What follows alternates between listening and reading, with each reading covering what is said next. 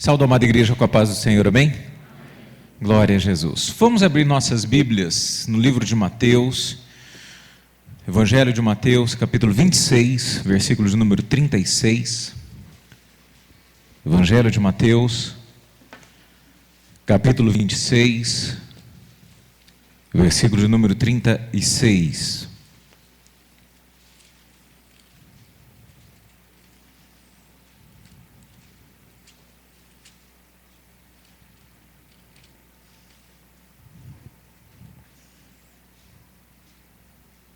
Amém? Mateus 26, versículo de número 36. Amém, irmãos? Então chegou Jesus com eles a um lugar chamado Getsêmani e disse a seus discípulos: assentai-vos aqui, enquanto vou além orar. E levando consigo Pedro e a dois filhos de Zebedeu, começou a entristecer-se e angustiar-se muito. Então lhes disse: minha alma está cheia de tristeza até a morte, ficai aqui e vigiai comigo. E indo um pouco adiante, prostrou-se sobre o seu rosto, orando e dizendo: meu Pai, se é possível, passa de mim este cálice, todavia não seja como eu quero, mas como tu queres. E voltando para os discípulos, achou-os adormecidos, e disse a Pedro: então, nem uma hora pudeste vigiar comigo? Vigiai e orai, para que não entreis em tentação. Na verdade, o espírito está pronto, mas a carne é fraca. E indo segunda vez, orou dizendo: meu Pai, se este cálice não pode passar de mim, sem eu beber, faça-se a tua vontade. E voltando-se, achou-os outra vez adormecidos, porque os seus olhos estavam carregados. Amém?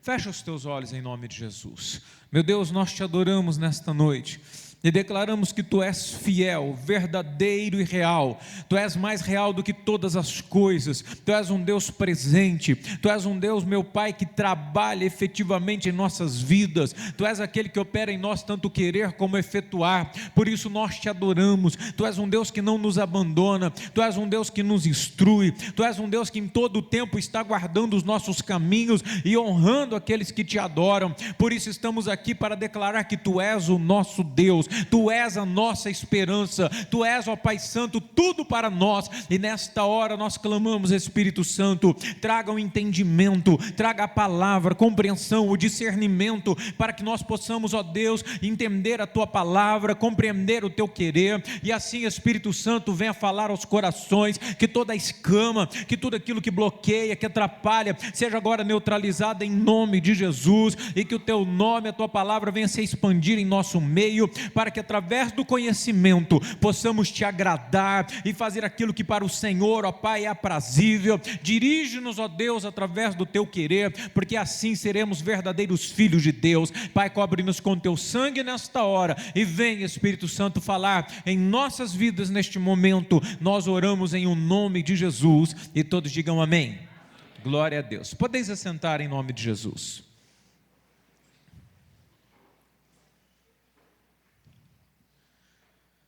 Irmãos, um momento tão dramático a qual Jesus estava passando, um momento a qual é relatado que o Senhor Jesus chega a suar sangue, um momento a qual ele vai no Monte de Getsêmani, que tem uma descrição como a moenda de se extrair o azeite da oliva, o azeite do caroço da azeitona para fazer óleo de oliva. É uma roda extremamente pesada, que na época de Jesus eram duas pedras redondas onde se colocavam ali as oliveiras, né, as azeitonas, e eles iam moendo, e ali ia saindo então o azeite ou o óleo de oliva.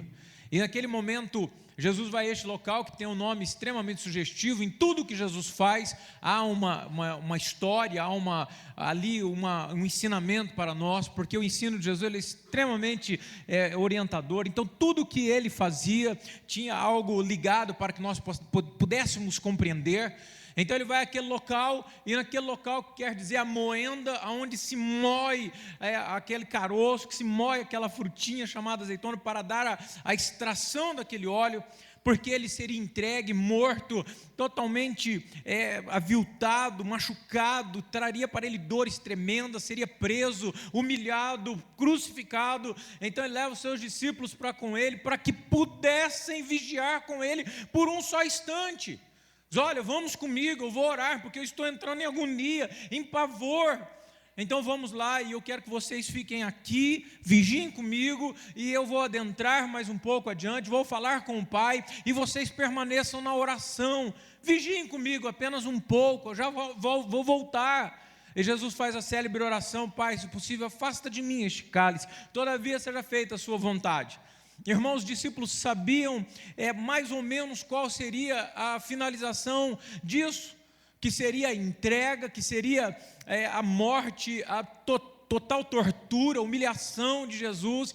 E quando Jesus, em um momento, está lá orando, e a sua alma está amargurada, porque ele sabia qual era o que ele teria que pagar por nós, o pecado que teria, o preço que teria que ser pago, que ele retorna, a surpresa dele é que os discípulos, ao invés de estarem lá de joelhos, orando e clamando e pedindo misericórdia, estavam dormindo. Dormindo. É óbvio que a Bíblia traz algumas nuances de que eles estavam tão angustiados que eles dormiram, mas eles não vigiaram. Eles, na verdade, começaram a se enfraquecer e começaram a não ter perseverança e nem mesmo olhar a situação e o momento crítico que estava. Então a Bíblia diz que quando Jesus chega lá, eles estavam com seus olhos fechados e estavam dormindo, quando o momento não era para que eles dormissem, mas ele pediu: vigiem comigo. E quando ele voltou, encontrou os discípulos adormecidos, dormindo, e Jesus fala: vocês não puderam nem um pouco orar comigo, vocês não puderam nem um momento fazer isso comigo. Então no versículo de número 41, Jesus lança um ensinamento que tem que ser para nós vida, que precisa ser para nós instrução diária, que precisa ser para nós um exercício, um hábito, tem que ser algo para nós como tomar um café e jantar e almoçar e tudo, como um banho, como tudo é uma necessidade da vida cristã. Então ele declara: vigiai e orai. Jesus vem e coloca um ensinamento extremamente necessário em nossas vidas: vigiem e orem. Abram bem os seus olhos, abram bem os seus entendimentos, abram bem o seu conhecimento, vigiem tudo que você for fazer, toda ação, tudo que você for planejar, todos os caminhos que você for entrar, tudo que vier para você como propostas, como tudo que vier às tuas mãos, quem está ao seu redor, o que está em seu futuro, o que está em teu pensamento, o que está diante dos teus olhos, vigie, fique bem atento às questões gerais da sua vida e ore. Por quê? Para que não entreis em tentação. Na verdade, o espírito está pronto, mas a carne é fraca. E aí é que nós entramos em um ensinamento que para nós é vida. Se nós entrarmos nesta visão a qual Jesus nos passa: vigie e ore, para que você possa estar livre das tentações, porque há um problema: a carne é fraca, o espírito está pronto, mas a carne ainda está corrompida. Com a morte de Jesus e a sua ressurreição, o espírito do homem, ele se torna algo que, na verdade, com o fortalecimento da oração e da busca, nos trará força para permanecermos. Mas se nós, por outro lado, não vigiarmos e orarmos, então nós poderemos certamente sermos fracassados na caminhada cristã, porque as tentações virão sobre nós e nos destruirão. Nós precisamos entender que, se quisermos viver uma vida livre do sofrimento que o pecado provoca através das tentações, precisamos estar em constante vigília. Precisamos estar em constante, olhando tudo, sendo desconfiado, sendo o tipo de pessoa que tudo que se propõe, que tudo que se oferece, que tudo que traz para nós propostas, nós somos desconfiados. Você olha aquilo, não sei não. Quando a proposta é boa demais, já tem um adágio popular que diz: quando a esmola é muito, o que acontece? O santo desconfia. E é bem verdade. Nós devemos andar como pessoas. As pessoas me perguntam: mas o pastor acredita nisso? Preciso ver. Mas e tal coisa? Não sei não, deixa eu estudar. E tarará, deixa eu ver como é. Eu sou incrédulo para os homens e para propósitos dos homens, e crente no que se diz referências à fé. Sou uma pessoa extremamente preocupada e zelosa e tenho cuidado no sentido de vigiar, que você esteja atento para algumas circunstâncias da sua vida, para que você ou para que eu não venhamos cair em tentação e em pecado, porque o pecado que nos gera mal, que nos destrói, que nos faz realmente estarmos destruídos e debaixo de uma maldição. Então Jesus deu o plano aqui, uma resumida tão tremenda, ele compilou praticamente a forma de nós não vivermos em pecado, em degeneração, em problema. Ele fez ali um compêndio e falou: olha, vigie e ore, abra os teus olhos, cuidado, porque eles naquela situação de morte do seu mestre, ao invés de permanecerem firmes, bobearam um pouquinho, toscanejaram um pouquinho, um cutucou o outro. Rapaz, já está demorando mesmo, vou tirar um cochilo. Não era hora de tirar cochilo. Existem pessoas cochilando, existem pessoas que não estão vigiando, não estão orando, e a tentação vem, a queda é desastrosa e terrível em sua vida. Então nós temos que ver como podemos vencer essas tentações. Vencer tentações já está obviamente aqui colocado, vigiar e orar, cuidado para não cair em tentações. Mas a Bíblia está colocando que a carne é o quê? Fraca. Agora um parênteses, muito cuidado, porque existem pessoas que pegam e dizem: pastor, mas está na Bíblia, a carne é fraca, então já há para mim um escape para que eu possa pecar. Está por terra, em nome de Jesus. A carne é fraca quando não se vigia, a carne é fraca quando não ora, a carne é fraca quando não busca o que é de Deus. Aí a carne é fraca porque ela domina. Mas veja o que acontece, a Bíblia nos está mostrando isso. Então nós precisamos entender que não importa o quanto o nosso espírito esteja forte, a carne continua o quê? Fraca. Não há meios de fortalecer a carne. Ela é um mal que não há meios de você reverter o sentido dela. Não tem condições de você fazer a carne se tornar desejadora do bem. Então está lascado? Não, não está lascado.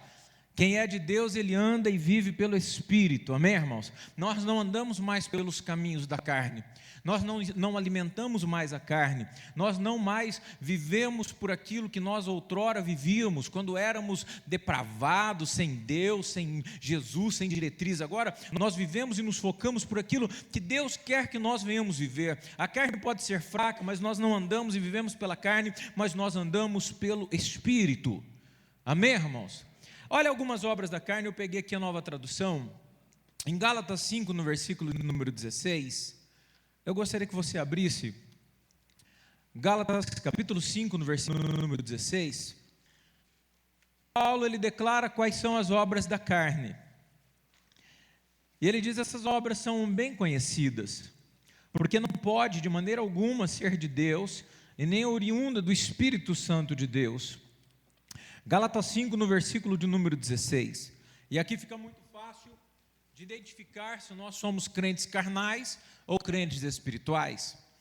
Diz o seguinte: quero dizer a vocês o seguinte, deixem que o Espírito de Deus faça o que, irmãos? Dirija a vida de vocês, essa é a Nova Tradução, e não obedeçam os desejos da natureza humana. Ou seja, os desejos da natureza humana sempre existirão. Não ameis, eu vou batizar, que quem sabe a hora que eu batizar lá dentro, Deus manda um choque e dá uma alta voltagem lá, e Ele desabilite o pecado em minha vida. Vai demorar, Deus não faz isso.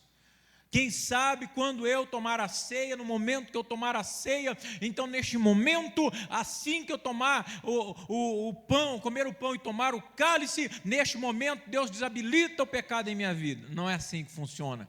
Paulo está mostrando: olha, quero dizer a vocês, não permitam que o Espírito de Deus, que o Espírito dirija a vida de vocês e não obedeçam os desejos da natureza humana, porque os desejos dessa natureza humana diz que é contrário ao que o Espírito quer, ou seja, o que o Espírito quer é contra o que a natureza humana quer, e os dois são o que, irmãos? O que? Opostos. Na tradução nova diz assim: inimigos. O que você, quando sente aquele desejo de vir à igreja, e você quer buscar a Deus, ou quer vir orar, ou quer fazer algo que é de Deus, e dentro, lá no teu íntimo, deseja isso.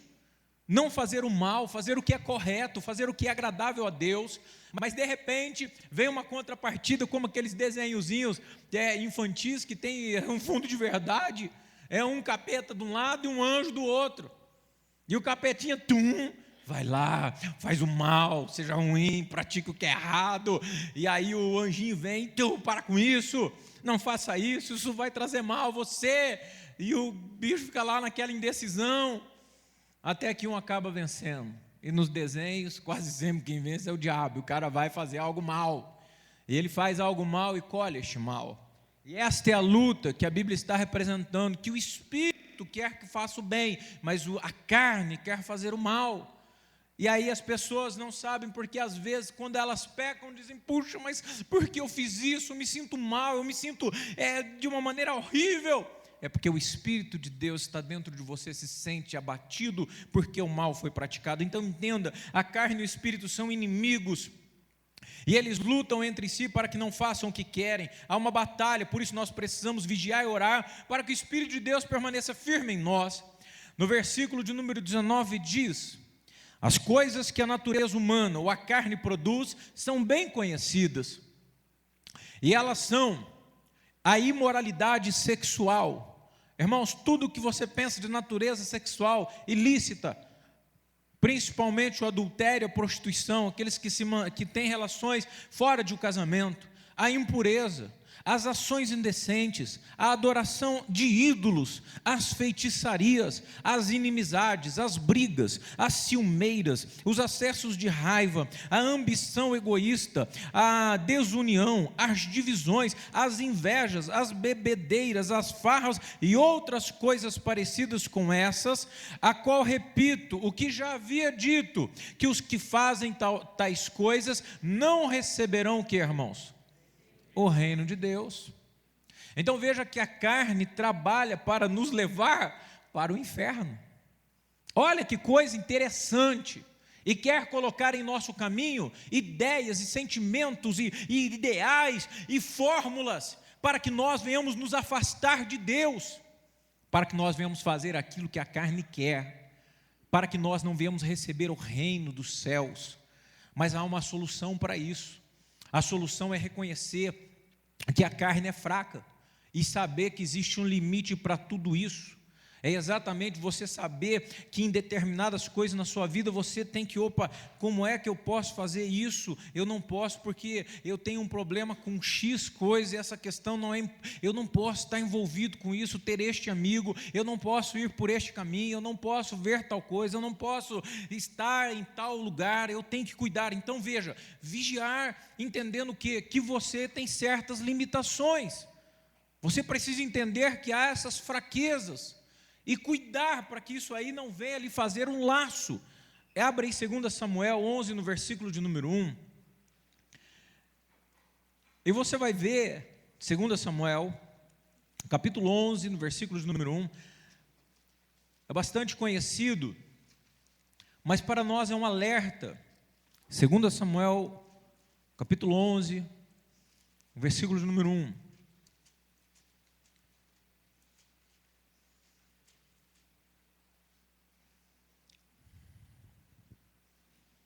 Segunda Samuel, capítulo 11, versículo de número 1. Amém? E aconteceu que, tendo decorrido um ano, no tempo em que os reis saem para a guerra, enviou Davi a Joabe e seus servos com ele, e todo Israel, para que destruíssem os filhos de Amon e cercassem a Rabá.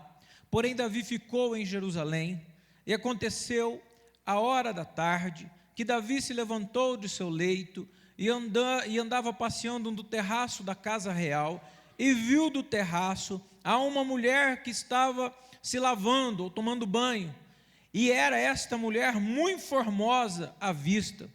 E enviou Davi e perguntou por aquela mulher, e disseram, porventura não é esta Bertseba, filha de Eliã, e mulher de Urias, o heteu? Então enviou Davi mensageiro e mandou trazê-la, e então se deitou com ela. Diga misericórdia. Irmão, você sabe como é que Davi é chamado na palavra de Deus? Um homem segundo o quê? o coração de Deus. Davi é chamado como um homem segundo o coração de Deus. Davi não é qualquer um, não. Davi é uma referência de uma pessoa que, meu Deus, como ele era perfeito e dinâmico e que tinha uma direção e uma adoração a Deus tremenda. Tremenda. Ele era alguém que vivia na presença do Senhor.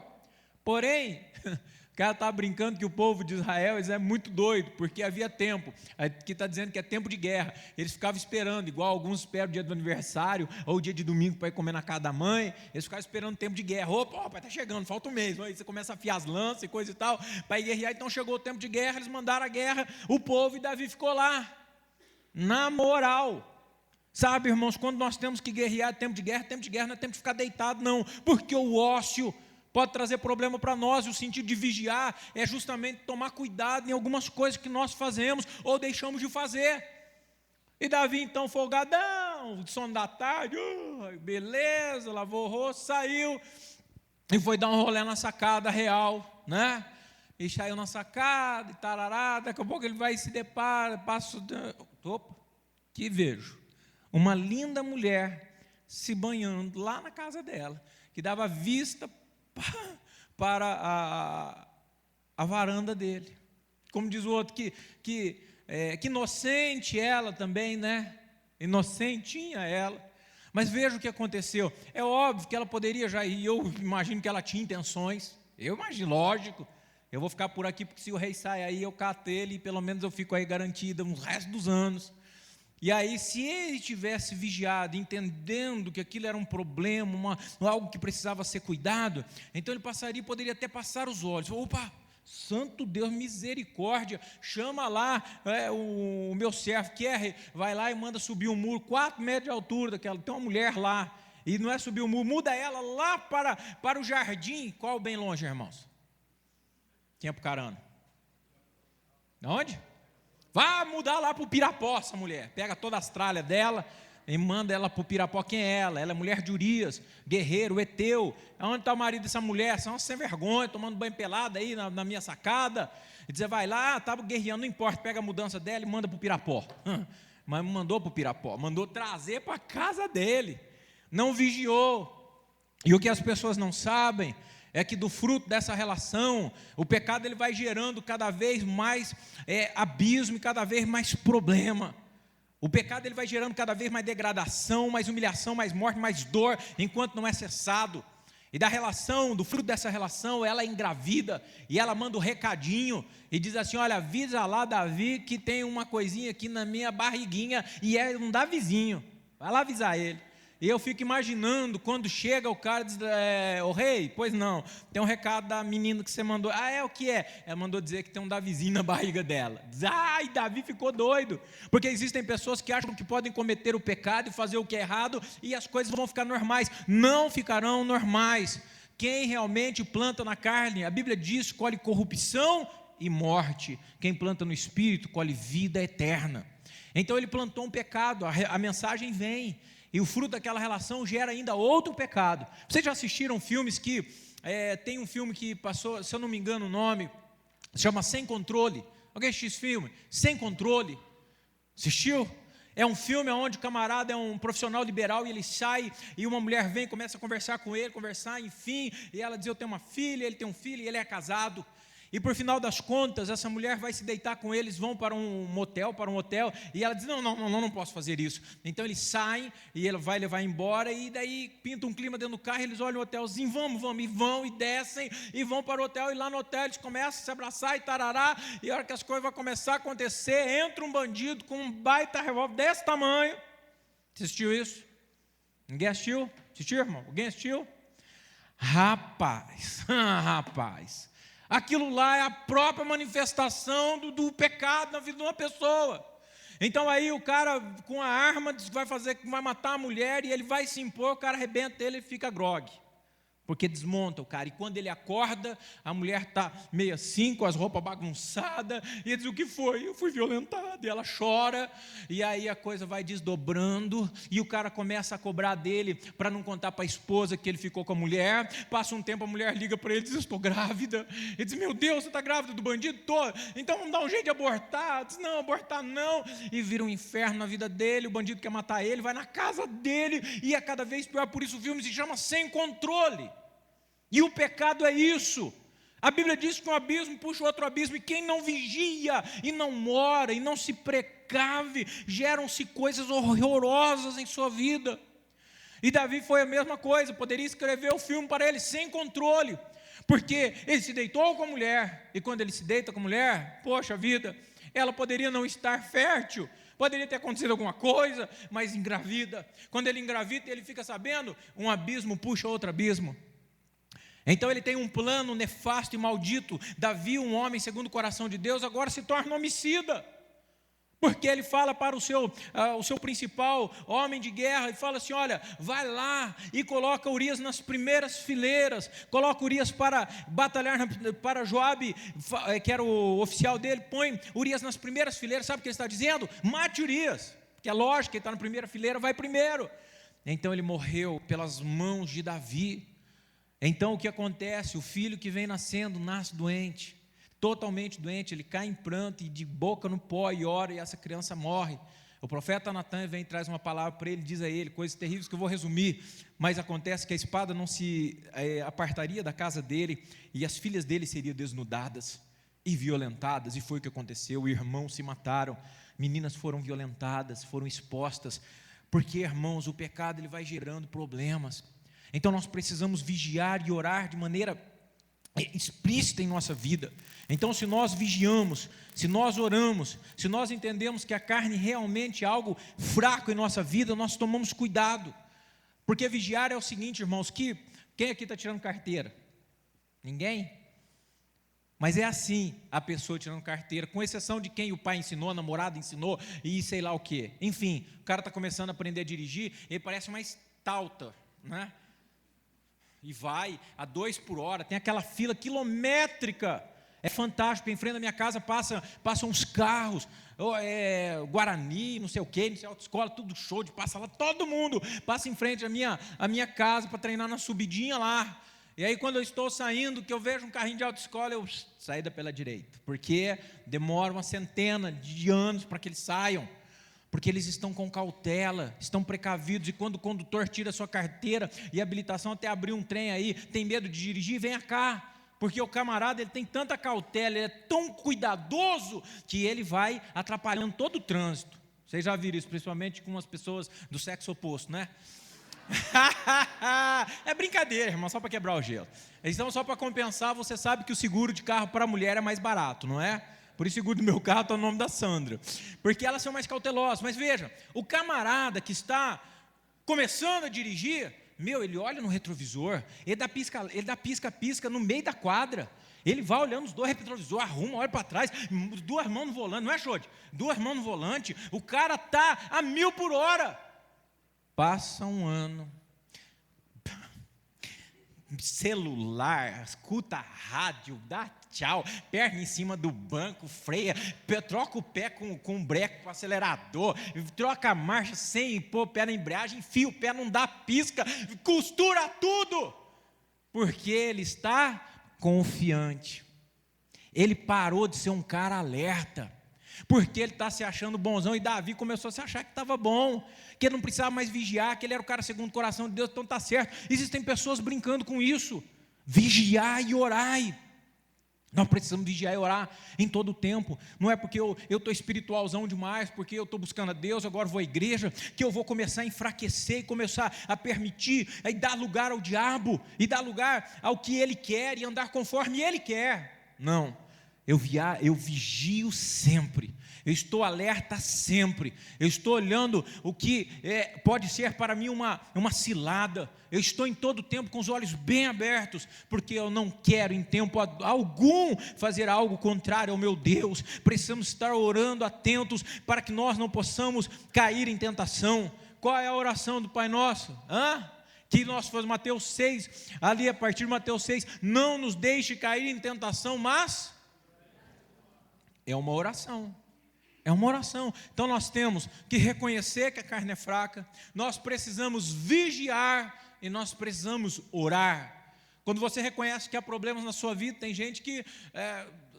É engraçado dizer isso, mas na cidade de Califórnia alguém veio com o olho roxo desse tamanho, não era membro da igreja, disse: o que aconteceu, cara? Que te quebraram a cara? Pastor, é que é o seguinte, sabe? Eu fiquei olhando para as pernas da mulher lá, e o marido dela veio e falou: que rapaz, estou olhando para a perna da minha mulher? Você é louco? Rapaz, não resisto a perna de mulher, e eu gosto de olhar. Aí ele olhou, foi um soco no meio da cara e estava com a cara roxa. Então, meu filho, se ele sabe que não resiste a olhar para a perna da mulher, não olha, sai de perto. Eu não resisto uma bebida alcoólica, por que vai no boteco? Eu não resisto, não sei o quê, por que vai lá? Eu não posso ficar sozinho com minha namorada, que logo eu quero catar ela. Não fique, vigia. Vigia, porque senão vai cair em tentação, e a tentação vai gerar o pecado, e o pecado consumado gera o quê, irmãos?